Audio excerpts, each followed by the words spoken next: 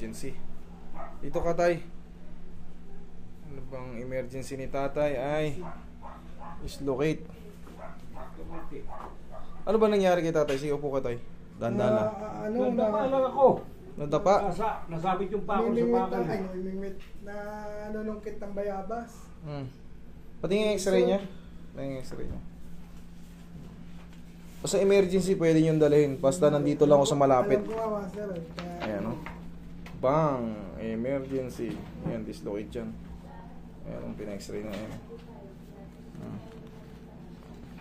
Malis nga. Oo, malalim yan. Oo, malalim, o. Diba? Oo, ayan, o. Kita nyo naman. Babalik natin yan.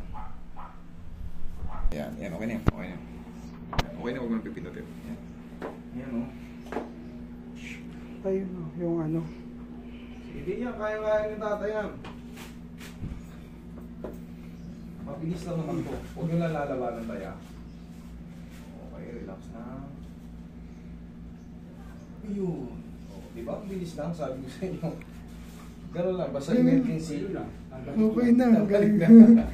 Alupit nyo talaga, master. Oo, balik na. Ngayon tayo ganito yan. May stress ng konti yan, siyempre.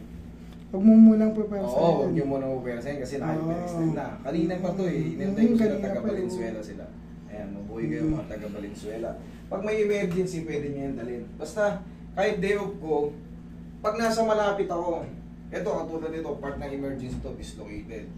Kasi pag pinatagal nyo ng pinatagal to, Magkalaman niya, siyempre, mahirap na yung may stress. May stress yung mga pasok. Kanina lang yun eh. Buti nga ka mo na natawagan ako nitong anak mo ba to, tay? Ayan, okay na yan. Tsaka bilog na. Okay? Bilog na, wala na yung motor ito eh. Kasalanan niya pumunta sa akin eh. Sige. Ayos na yan. Okay.